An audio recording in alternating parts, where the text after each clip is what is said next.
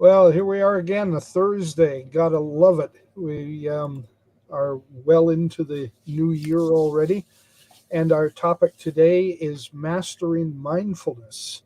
There's a whole area of things that we're going to get into today with that, I think. But let's start with introductions.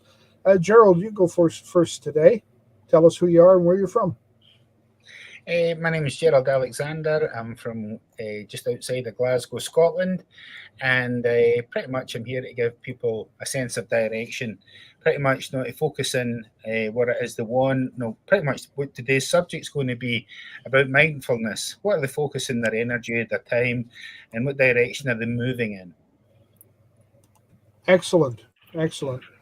Shelley Ann, jump in. Hi, thank you. Good morning, good afternoon, good evening. I always get reminded of that checking in with the time. Wherever you're tuning in from, thank you for joining us. My name is Shelley Edwards Barron, and I am a gratitude guide and habit coach from Trinidad and Tobago. And what that means is that I lean into the belief that people over 40 deserve to pursue their goals and dreams with joy.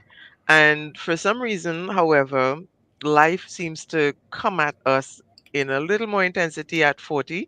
And so many of us end up getting overworked, overwhelmed because we suddenly wake up and realize things are missing and we're not where we want to be. And so we try to add more and more to get that we're after. And then we wake up and see, okay, maybe I need a reset. And for me, that reset is gratitude. And so what I do is to teach my clients how to say it right, which is, mastering their language and self talk, how to say it loud, which is saying it out loud physically and getting the gratitude out there, and also how to say it always, which is about developing that keystone habit of gratitude. Because when you do that, to get that keystone habit of gratitude, what happens is that other habits begin to fall into place, and pretty soon you are, kind of reclaiming your life and becoming who you really want to be. And so I'm really all about using gratitude for that. And mindfulness and gratitude, I'm just really chomping at the bits for this conversation because they're like, bedfellows. So if you want to get in contact with me, you can find me on LinkedIn or Facebook, YouTube as well. I do a YouTube presentation on gratitude every Thursday, pretty early in the morning. So you can check that out, Getting It Done with Gratitude. Awesome, excellent. Cass, jump in. Hi, I'm Cass J. Henry. I am a holistic life mentor in Hamilton, Ontario, Canada. And as a holistic life mentor, I'm interested in the bigger picture of what makes you you, the mind, the body, the spirit. I work with clients when they're feeling stuck, they're looking to overcome self doubt and manifest their dreams. They might be looking to make changes or start new habits or stop old ones. And I'm here to give a new, different perspective. I work with my clients both in person and virtually, and you can find me on catastrophe.com. Excellent, excellent. My name is Stephen B. Henry, and you can call me Steve. I'm a published author, a digital content creator, an online presence consultant, a business success guide, and a personal development mentor. I have a new project that I'm launching today, so check on my usual resources. You'll find some information about that. I work with men and women wanting to start or expand their online presence, helping them get unstuck in their personal and business lives, and helping them move forward on their online journey of success. I'm a Canadian living in the central US, and you can find me at stephenbhenry.com. And as I often say, the time to hire your guide is before you get lost in the woods. I think that's pretty important. And our topic today, as I said, is mastering mindfulness. We're going to jump into that. I'm going to share just a couple of uh, definitions first as we get started. Mindfulness and mindset are often interchangeable. We had actually a little discussion on the topic title before we got started, just to sort of get it right. And mindfulness is the basic human ability to be fully present and aware of where we are and what we are doing. It is not simply being reactive to or overwhelmed by what is going on around us. And so, in a sense, everybody here in our introductions referred to bits and pieces of that. We are all mindfulness coaches in a sense. And your mindset is a set of beliefs that shape how you make sense of the world around you. It influences how you think, how you feel, and how you behave in any given situation. And this means that what you believe about yourself impacts your success or failure. And I think those are somewhat important definitions to keep in mind as we go forward in this conversation, because the two words, mindset and mindfulness, kind of interplay with each other. And it's difficult to separate them, although they really are separate approaches to our Mhm. outlook on the world and how the world then affects us. Let's jump into Yeah. the topic, and you were chomping at the bit there, Shelley Ann. Yeah, So well, go ahead. two things. With the mindfulness and mindset, I see mindset more like a state and mindfulness as a practice. And so that's why I see them interchangeable only in the sense that they're connected in that way. One being a state of attitudes and the other one being the practice of those behaviors and attitudes and how they work with whatever it is you're doing. And that first definition that you gave, the first part of the definition that spoke about being present and aware, that is where gratitude does it for me, because active gratitude is really all about being present and aware. And that's the thing that I often end up into lengthy discussions about, because many people think that gratitude is only about seeing the good things and the good things only. But in order to recognize what is good and pleasant, you have to see everything. And so it is an overall awareness in addition to recognizing the positive side of things. Yeah, absolutely. Mindfulness is really planted in the present, in what's going on right now. And oftentimes we get caught up in anxiety, which is all about the future, and it's all about what may or may not happen. It's not about now. Or we get stuck in depression, which is about the past. That's where rumination comes in, and I wish I did, or I wish I could have, and you're stuck there. And mindfulness takes you away from both of those extremes and pulls you right to the present. Mhm. And mindfulness is where you take stock of what's going on physically for you in the moment, but also you can take stock of what a snapshot of your life. And I think that's where mindset comes in. Yeah. Yeah. Go ahead, Gerald. Yeah, that's interesting the way Shelley Ann, the way you defined that, like the state of attitude with the mindset and the mindfulness, like is it more of a state of practice? Uh, and it's all about like going into the perspective again and how we're viewing what we're doing, what we're focusing on. I mean, like is that like the mindset of where we're going, and mindfulness, as Cass said, is where we are.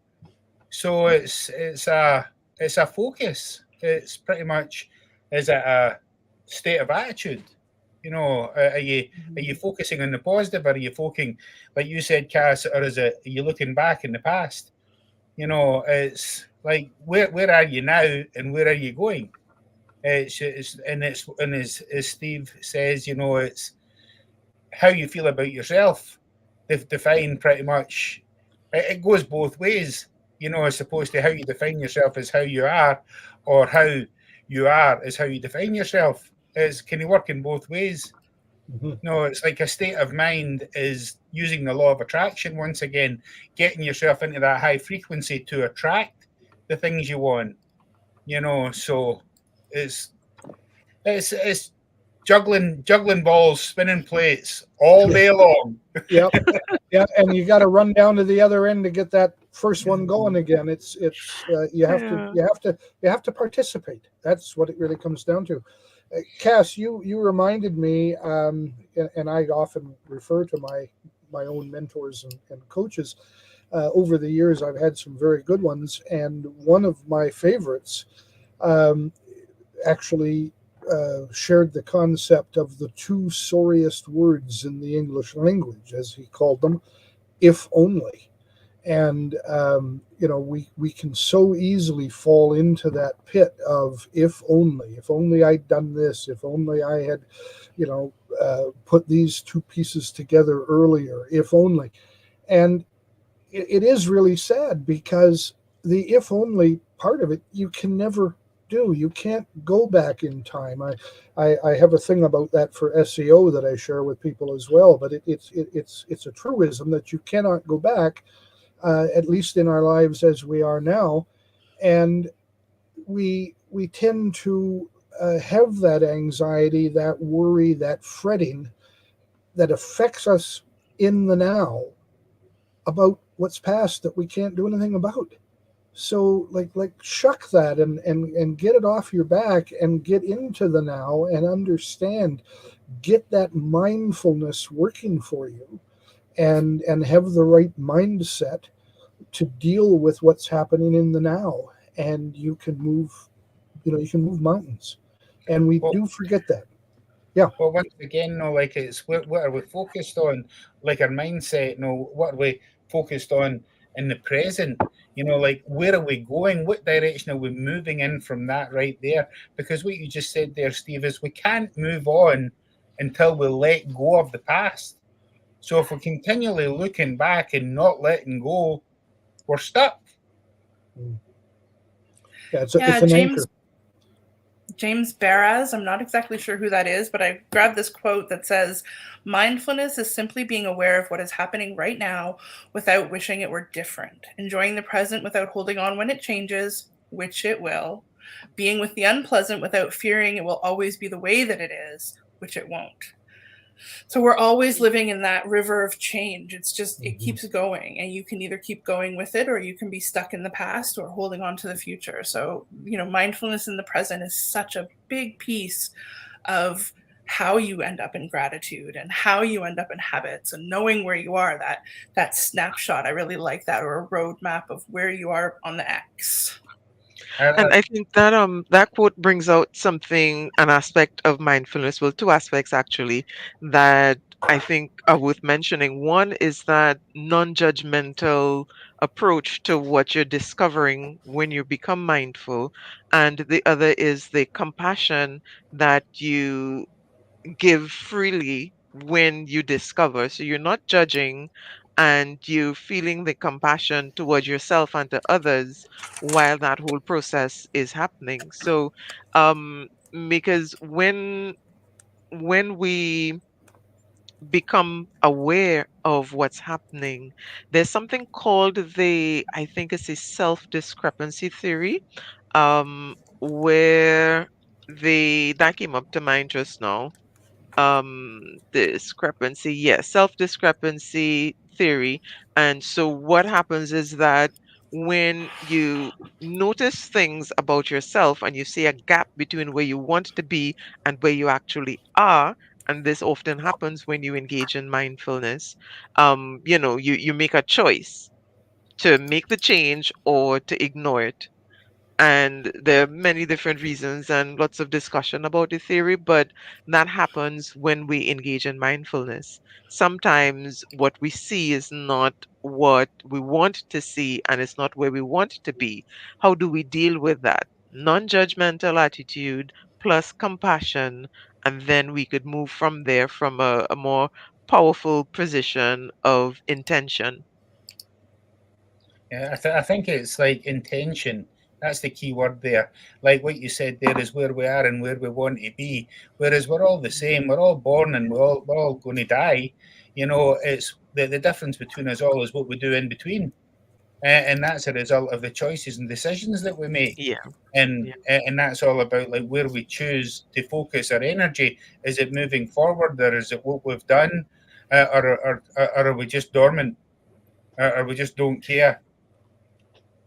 I'm going to sneak in here and just offer a mindfulness activity, just so that if you aren't really sure what, being in this moment actually is, a little quick one is just to take note of 5 things that you can see, 4 things that you can touch, 3 things that you can hear, 2 things that you can smell, and 1 thing that you can taste.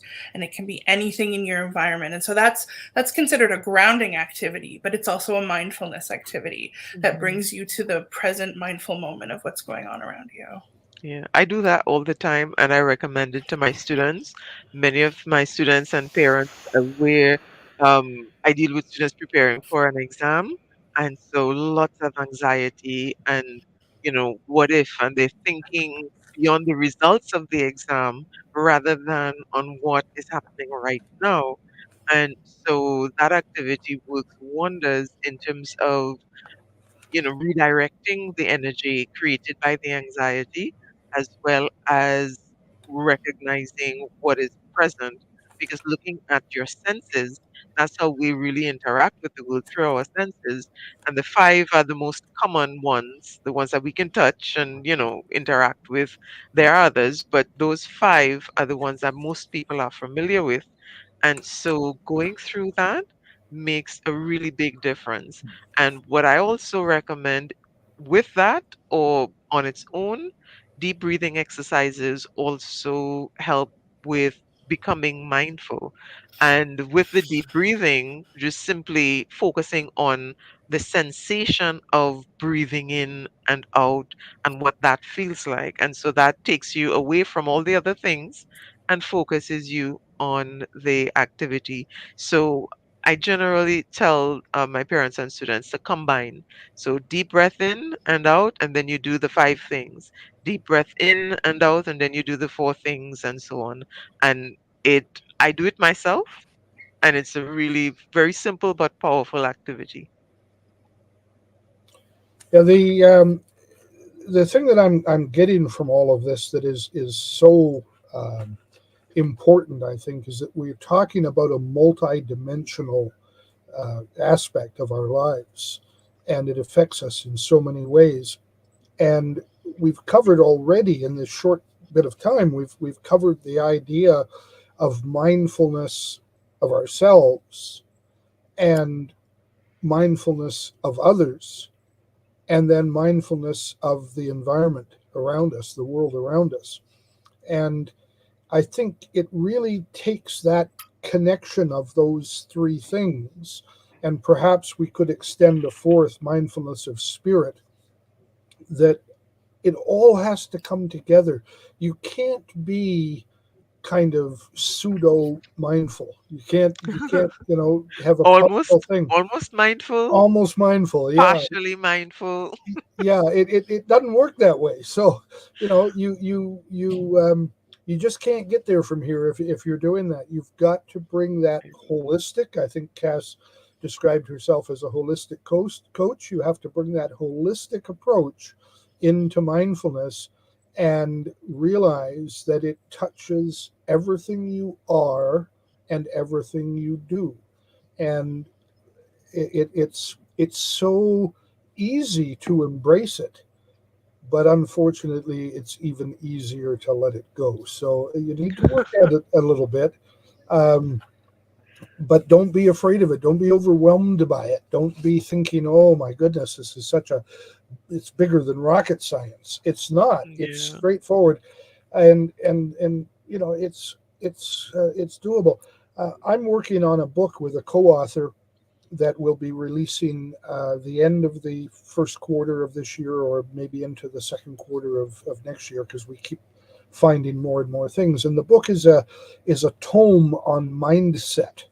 Mindfulness, of course, is part of it, but mindset covers so many of the areas that mindfulness applies to. Mindset defines the technical part of it, whereas we've covered already, mindfulness is the process that interacts with it all. And we started out with an idea that we thought was pretty good, and as we explored the topic in order to take it further afield, we found there was almost no end to it. The whole aspect of mindset touched into just about every aspect, if not every aspect, of living and acting and performing and being alive. And so we are perhaps prisoners of our own mind, but we can set our own mind free with mindfulness. Whether you think you can or you can't, you are right. Yeah. I think that that's a really great mindfulness idea that, when I'm taking that time to think about the five things, many layers of things that you can feel, smell, hear, etc., I can choose to be like, oh, I hear that, annoying construction, and oh, I feel that seam on the inside of my sock, and oh, you can choose the things that you're going to focus on, as Gerald often says. But because you can make that choice, you can choose the things that are good and positive and that you're grateful for. And so that can be your focus with mindfulness. The present moment is filled with joy and happiness. If you are attentive, you will see it, says Thich Nhat Hanh. It's that attentiveness that is mindfulness. Yeah, I love that. What are And you I think, attentive to? and that's where the non-judgmental approach to the mindfulness comes in. Because, for example, when you mentioned just now about the annoying construction, now what you are hearing is the noise from the construction or the sound. Let me not say noise, because even noise has its own connotation. So you're hearing a sound. You decide if it's annoying or not based on your reaction to the sound. And so with the mindfulness and the mindfulness activities, I advocate just paying attention to the sound itself, no judgment. So when I look to see five things that I can see in my environment, I'm not giving them value. I'm just recognizing their existence. So I'm not seeing the television that I like or that I enjoy. I'm simply seeing the television. I'm not seeing the light that's bothering my eyes. I'm just seeing that there's a light existing there.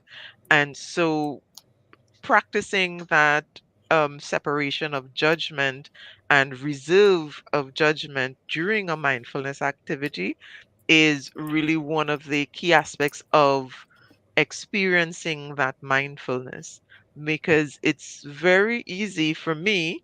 I don't know if, I don't think I'm the only one, but it's very easy for me. The minute I start adding judgment, my mind goes, because then I have all kinds of other things to add and other feelings, and the focus on the senses shifts to the feeling and my judgment of it. So, really just recognizing what is there without judging it. And that I think really makes a difference. And I'm thinking about, if we're talking about mastering mindfulness, it's not as complicated as people might think, because something as um, easily practiced as that 5 4 3 2 1 and the deep breathing, that is enough for you to begin, and building a habit with that and being consistent with that, that's enough to get you on the journey to really mastering it. Which brings me to the question. I would really love to know what you guys believe or think of or define mastering mindfulness. What does that mean? How do I know that I've mastered mindfulness?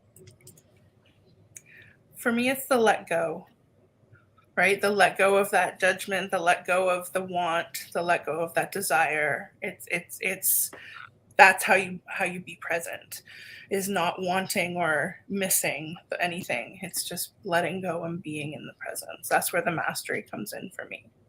Mm. This idea of without judgment is probably the hardest part of mindset, because we tend to judge either negatively or positively, Yeah. and finding the neutral is difficult.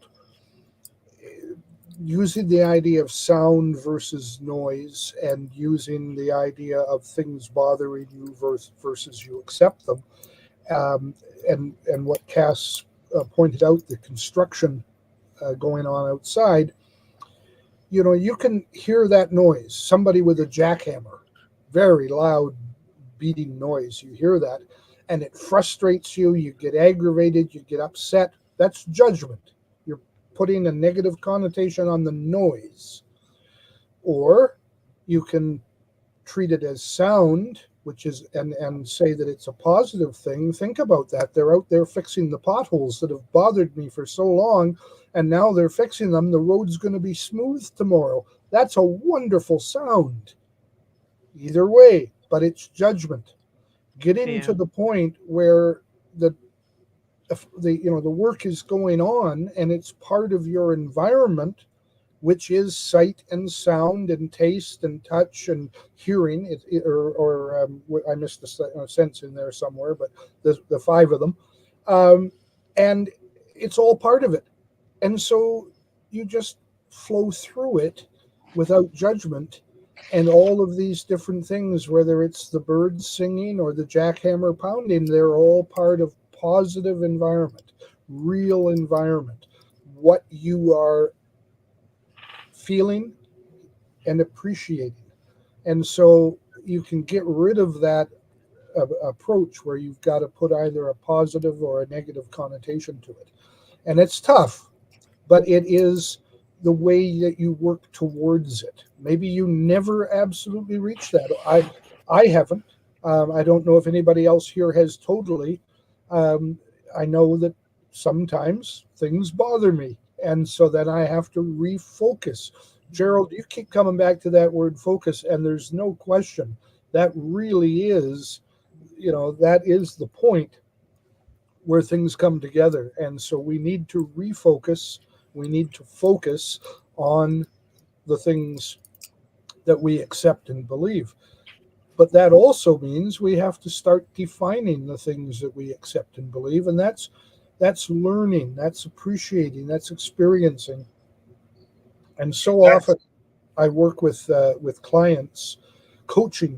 I coach coaches, and so often I work with coaches who haven't yet defined their own purpose. They they have not figured out where they are yet, and where they're going. They haven't got that path, that sense of direction. So it's important to develop that, to learn your craft, to learn to understand yourself. Sorry, Gerald, go ahead. That's okay. Um, when you started off earlier on, I believe that everything that you were saying, I thought was great. And when you were defining the mastering mindfulness, and until you got to the point and saying it was all straightforward, I'm like, no, I wish it was. Yeah, but because it's constantly. The thousands of thoughts that we've got on a daily basis, and at the end of the journey is the result of the choices and decisions that we've made. So, with the environment that we're in today, our biggest obstacle is distractions, like Shelley Ann was talking about there. She's seen the telly, but she's not really seen the show that she enjoys. She's just seen the telly because the light is taking up some of her energy. Some of it. So she's not honing in there, laser focusing. I'm watching the telly time.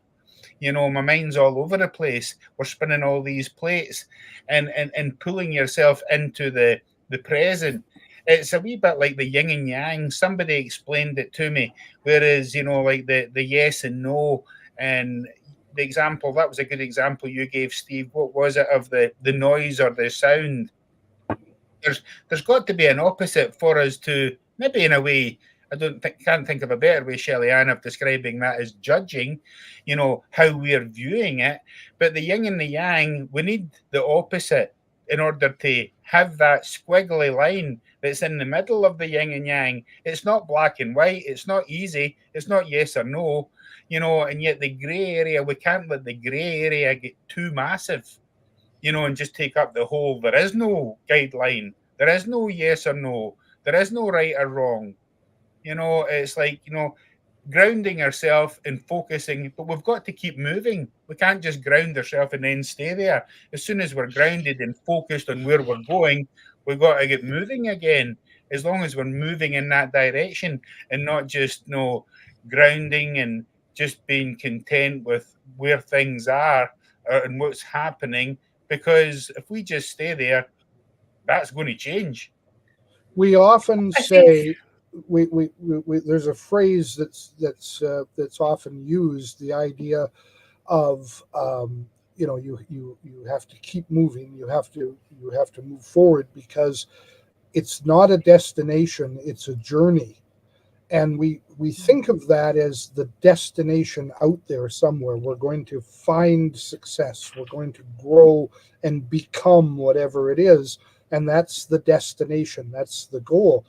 But unfortunately, it's at the other end of the journey as well, the place where we are. We can very easily be caught up in inertia, sitting there, unable to move, unable to get on the journey, and unable to move forward, as you said, Gerald. And so inertia is something we have to overcome to get acceleration and move. And we are moving toward a goal. A goal is just a guidepost that we set out there so we have something to look at. If you're into you know orienteering or survival out in the wild, and you're moving, you don't just move, you set a point out in front of you. If you want to keep going in the same direction without having to have your eyes focused on the compass constantly, you take a compass bearing that you want to follow on some object out there on your horizon, and then you move forward towards that object. And as you approach that object, you then take a new bearing and find a new object out there. That's your goals that you're setting out there to guide you in the way you're going. But you have to be moving one foot ahead of the other, one feeling, one emotion, one activity ahead of the other as you go forward in your life. Do you know what? I think that. Like about what you just said there. I mean, not so much like that's like looking at your phone. Whereas you've got to have it beyond your compass. It's our North Star. And what I liked about that is understanding that we all, even if we realize how powerful having a North Star is to guide us, we're all in a different part of the world looking at that North Star from a different angle. So we're all approaching it from a different place. I So think it's all that the about word. personal mindfulness, mastering it. I think the key word when you, Shelley Ann, when you asked what it meant to us, was the key word was mastering, the doing of it, because we'll never master it. It's mastering, like it's the journey. And I think the key is let's enjoy the journey. It's not we'll be happy when we get there, because when we get there we'll be dead. There's a great phrase that I like, that people tiptoe through life safely till death. Yeah. I really think that the idea of being content with your mindful moment is not a mindful moment. I think that that is a judgment moment, and that contentment is part of that judgment. I think that a true mindful moment is just whatever it is. I think Shelley Ann described it really well. Taking stock of what's there rather than putting words like noise or contentment, or having those judgmental words on it. I'm working on another part of a book, and I'm talking about change. And one of the quotes that came up was the Greek philosopher Heraclitus. I don't know how to say that. Everything changes and nothing remains still, and you cannot step twice into the same stream. And I think that that is what mindfulness is. That's mastering the master moment of mindfulness, is that every moment is different.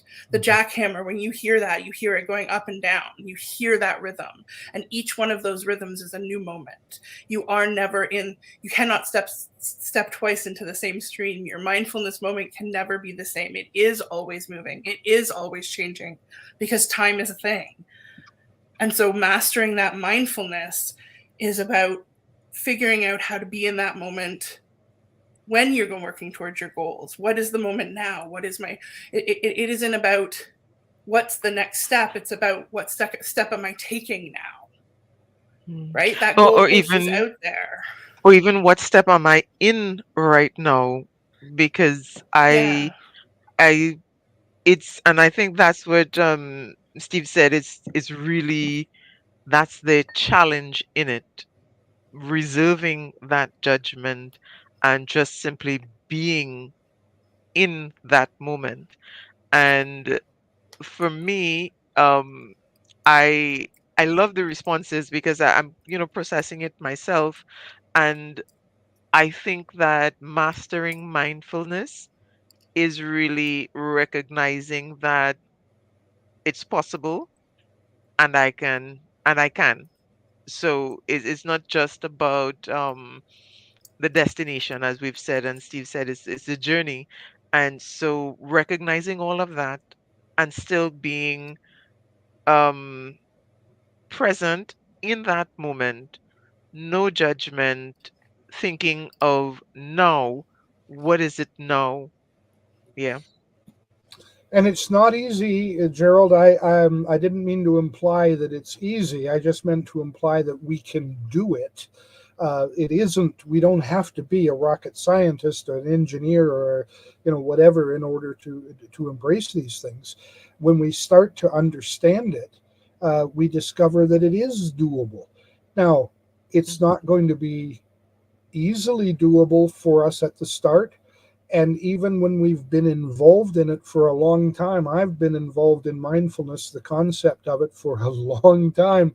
And I can tell you, you slip out of it. You get annoyed by things. Things come along that invade your space, and you don't deal with them properly at first. You have a human reaction. But these reactions are things that we can control. We can, first of all, before control, we can identify, and then we can choose. And I think that's the most powerful word that's been used today is choice. We have the choice to decide how we're going to respond to them, and therefore how we're going to deal with them. And I just, it's not some simple mantra that you can learn and memorize and then just keep repeating. I wish it was, but it's an ongoing experience that you have to deal with. It's called life, and when you embrace life and enjoy life and thrill in it instead of Gerald's metaphor of the person sitting on the curb with their head down on their knees, stand up and take a breath and get involved and go with the feelings that are there. I don't like to say go with the flow because it's more than that. You have to, a dead fish goes with the flow. A boat a boat that's going That's downstream. a very graphic explanation. But it's true. A dead fish goes with the flow. But a boat going downstream still has a rudder, and it determines where it's going to go. And it has a navigator who understands where the sandbars and the rocks and the shallows are, so he can navigate through those areas. And that's important. You need to be your own navigator, or you need to get a coach, a guide, a mentor to be your navigator. The navigator doesn't commit the boat. The captain commits the boat to going into the harbor, to going into the stream. It, it's necessary for you to commit yourself to what you want to do, what you're going to do. You need to know what you're going to do, who you are, what you really want. Gerald shared that with us a couple of times, this whole idea of what you really want. And so you need to make that happen.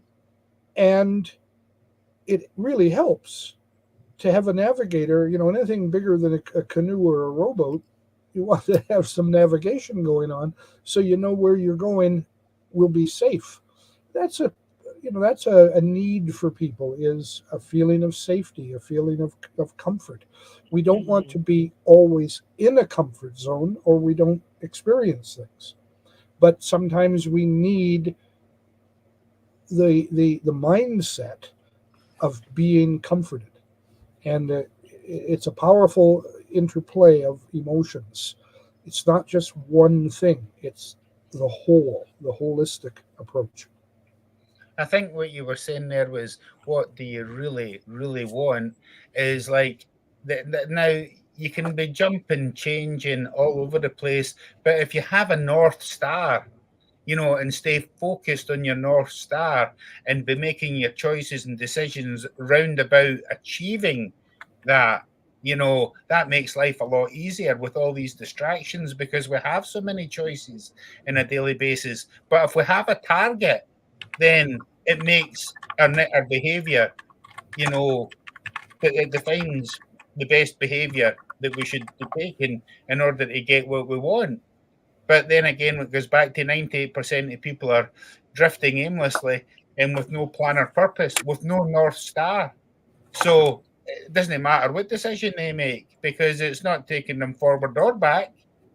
They're like sitting in the curb, and that was a great. The way you responded to what Steve said about the dead fish, flowing with the river, and you getting that visualization. How sad is it to think that that's what some people are doing with their life? Yeah. Yeah. Yep. As the And so pattern get- mhm, as the pattern gets more intricate and subtle, being swept along is no longer enough. That's a quote from one of my favorite movies, Waking Life. That's really how I see it. Is that the more you are aware, the more things that you focus on, the more mindful you are. You realize that just being that dead fish floating along is not an option for you. yeah. And I think this is where, in terms of the components of mindfulness, we have the um where is it? I was looking at a few. There's the um oh, I lost a thought. Um Non-judgmental, then there's the compassion, then there's the awareness, and there's the intention. So when you have those things working together, that's when you can say you are actually being mindful.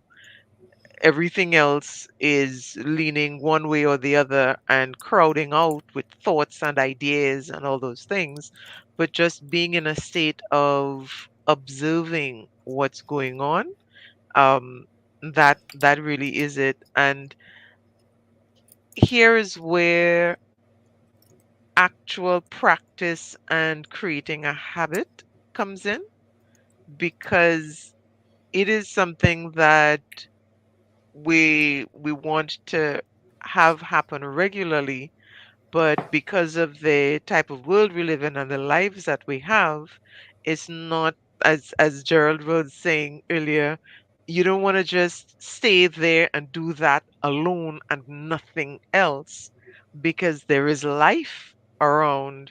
And if you're truly mindful, at some point desires will come up and you want to experience things. And Get so there's that curious. to deal with. Yeah, you would get curious about what's happening around you and so on. So it's not just, blocking out everything else.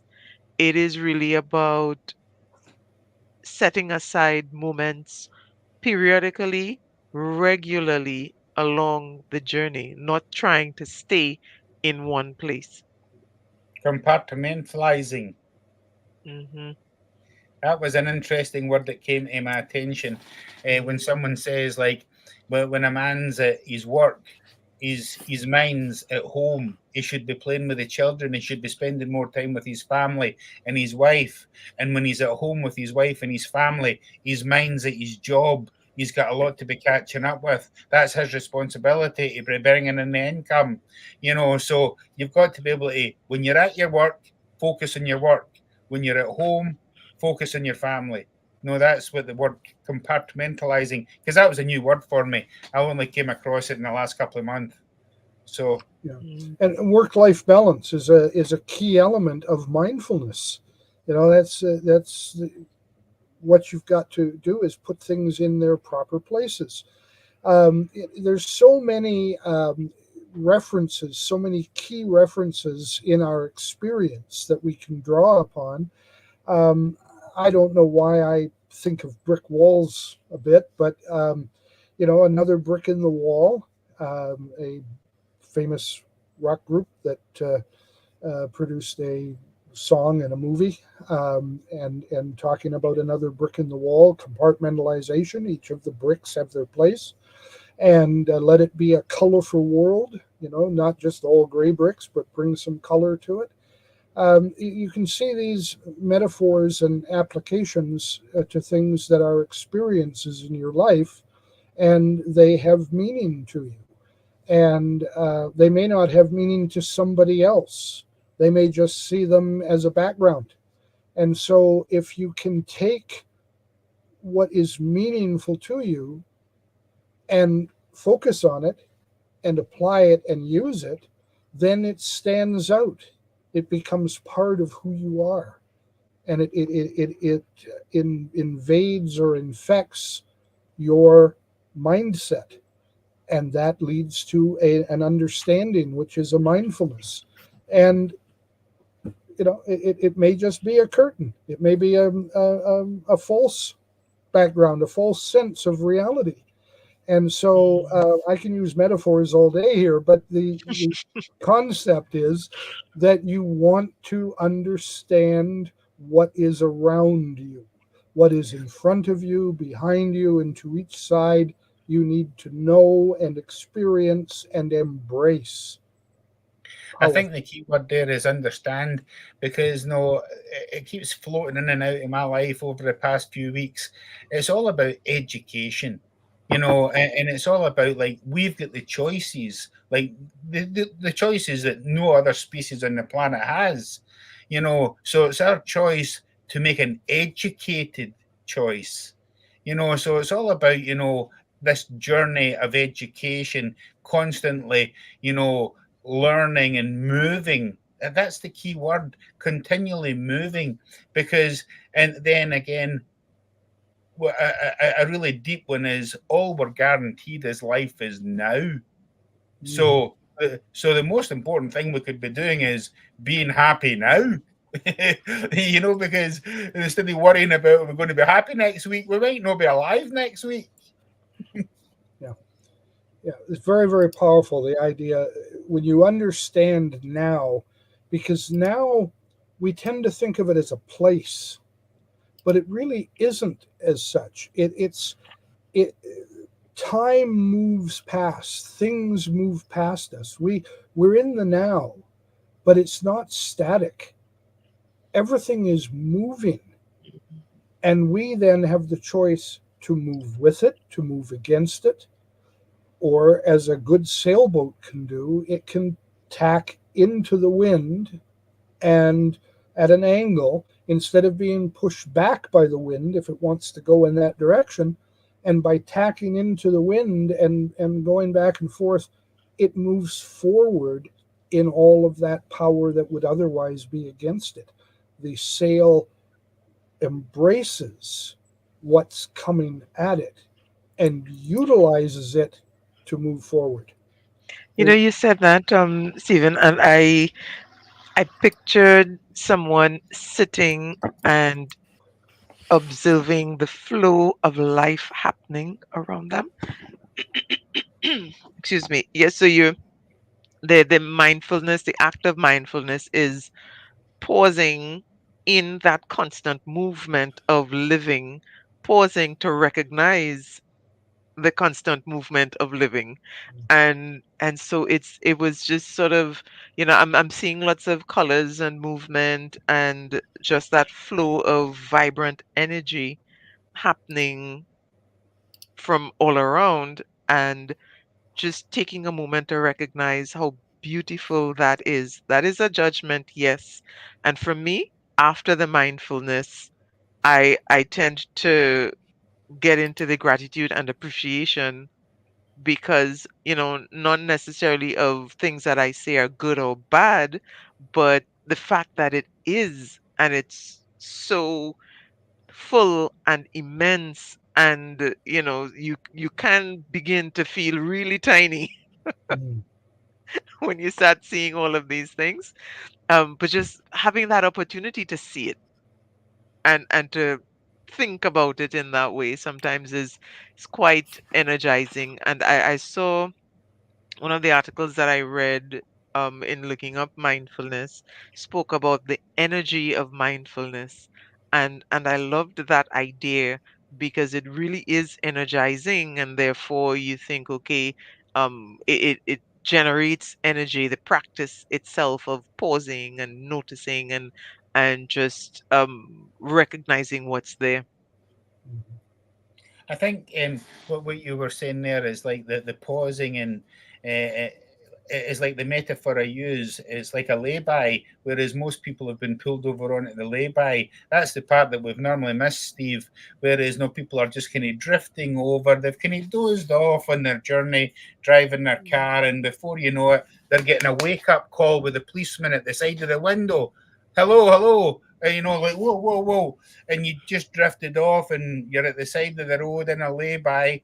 But where I've went to the extent of people are getting out of their cars and they're sitting on the curb with their head down and just deciding, making a choice not to do anything about it. You know, not to get up and take the challenges, not to keep moving. You know, so yes, and oh, by the way, in that example that you gave there, Steve, "Brick in the Wall," see if you listen to that song to the very, very end. Most of the time, it's cut off.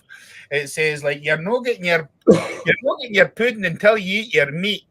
How can you eat your pudding if you don't eat your meat? And it's said just like that in Scottish. Somebody Scottish is saying it. It's just so funny because I can think of my parents saying it to me. You're not getting your pudding. How can you eat your pudding if you don't eat your meat? You know, it's a treat. It's good for you. Oh, and so on that note, my wife actually gave me a comment the other day, and it was like, the amount of people, the amount of places that is all round about is like KFC, McDonald's, Starbucks, coffee places. I'm thinking, I thought nobody had any money. How can they afford to go to McDonald's and KFC? I actually said it's getting like, I don't live in the city, but it's as if all these places, like express places that I'm sure you've got them in Canada and America, whereas the big grocery places have got smaller express places, which is closer to home, and you don't have to go to the big store. And then the first time I tried a KFC was in America, in New York. So I'll never forget that experience. But now it's like, is my hometown becoming more like New York, all this fast pace? But the thing that my wife brought to my attention was when I'm saying, how can these kids afford all this? They don't look at not being able to afford a coffee, or they don't look at a latte, which is maybe like, say, $5, as a luxury anymore. They've been brought up thinking that's everyday things. They don't know the value of anything anymore, you know. And there's now got a card in this country for the school kids, whereas they just swipe it. And a high school teacher told me that the kids can't tell her the difference with our currency coins because they've not been brought up with money lying about. And you're not going to learn the value of it if you just swipe it and your parents are paying the bill. Yeah, it's a difficult. It's difficult choice. Comes back to choice, and we can choose. You know, choice carries with it judgment. We choose right, we choose wrong, we choose left, we choose right, and it may not be a matter of right and wrong. Choice is often the differentiation between two good things, two acceptable things, and we have to make choice. And that again, our choices are informed by our mindset. And so if our mindset is powerful and good and focused, then when we do come to choices, we can make the choice. If it is two right choices, then it becomes perhaps more difficult because we can't differentiate as easily, and it doesn't become as obvious which way to go. But nonetheless, we can make a choice. We can decide If we're in the habit, comes back to habits, if we're in the habit of deciding and not just putting everything off to later, which never happens, we then find it easier to make those choices. And when it comes down to understanding value, that is a choice. It's made for us when we're younger. And if it's not made for us, as you've said, kids not learning to understand value, then when we're older, it becomes tougher to understand because we don't have the background, we don't have the number of bricks in the wall that will give us the ability. And so, once again, we have to learn our craft. Everything that we do has a craft, a style, an infusion of knowledge. You're so right, Gerald, in that regard. And so, the knowledge of life, how we're going to live our life, is something we have to learn our craft. The the effect, the work of mindfulness, we have to learn. We have to be prepared to put ourselves out a little bit and learn. And we can do that on our own. The internet today, the situation we're in today, and especially with AI as it's coming together, we have everything literally at our fingertips. And so there's no reason not to learn except that we're lazy. We have to get up and act and ask. Don't be afraid to ask. Be But Be intentional. curious. yeah, Yeah. love it. Yep, absolutely love it. Yeah. Yeah, Because I feel like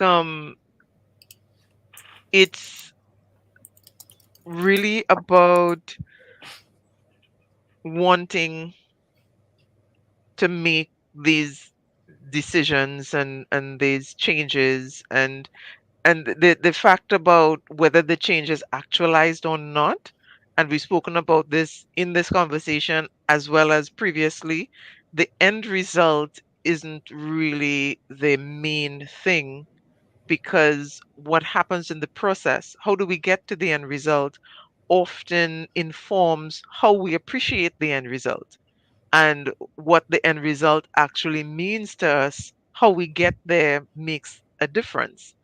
And it so, can make a difference in what the end result is. Right? We yeah, we may we may think our end goal is a certain thing, but as we go through the process, we discover that that's not what we really, really, really want. We need to change. Was it the Spice yeah, Girls that did that song? I'm aging myself. Sorry. Go ahead. I like when they say it's not what you get by the journey, but it's who you become by the Ah, yeah, journey. yes. yeah. Yeah, very good. Yeah. And then that goes back to, what is life about? Is life about acquiring or end results, or is it about the growth we experience throughout Yeah. the time that we have here physically on planet Earth? And that really gets to me from time to time, in terms of, when I'm reflecting, because I often ask myself, when I have decisions to make, and especially if they are challenging decisions, I ask myself, who do I want to be in this moment, with this choice? Who do I want to be? Do I want to be this kind of person? Do I want to be this kind of person? What is this choice going to mean in terms of the type of person I am?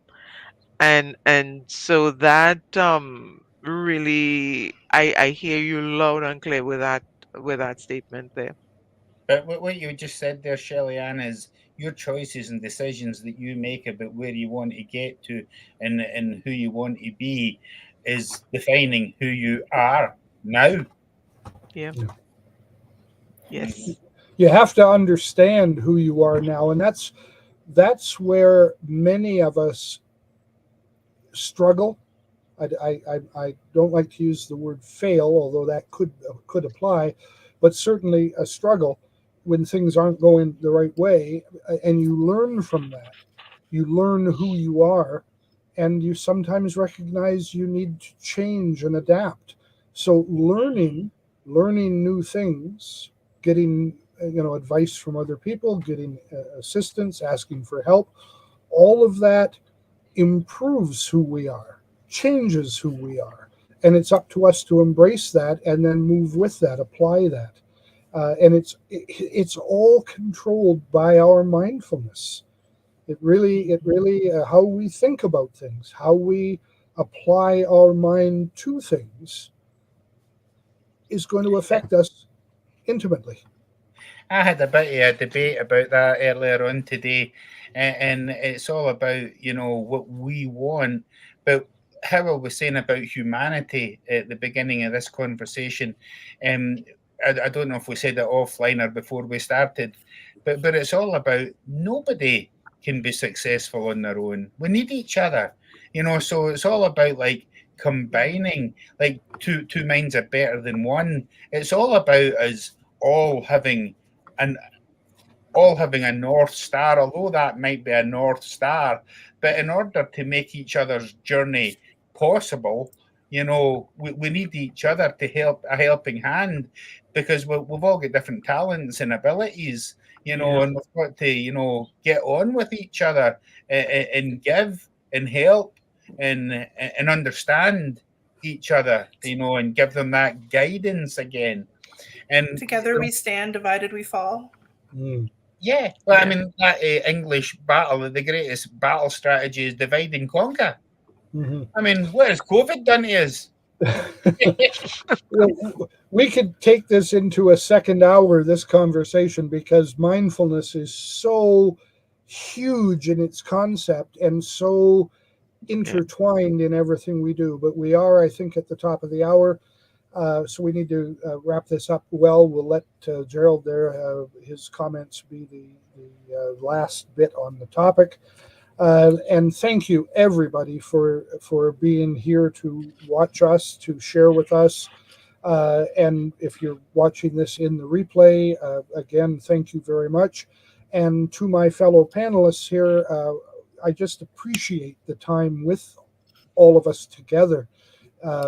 I go away from these sessions every time carrying new information, new feelings, new attitudes with me. So thank you to each one of you for participating and being here. I don't think we did. Have we done checking in as a topic? No. Will we do that? No, Do we want no, I Do we didn't. want to try that next? Yeah, because I think it flows as usual from mindfulness. Awesome. All right then. Yeah. Okay, checking in next time. We'll check in with you. Go ahead with the Bye, music. everybody. Bye. All right.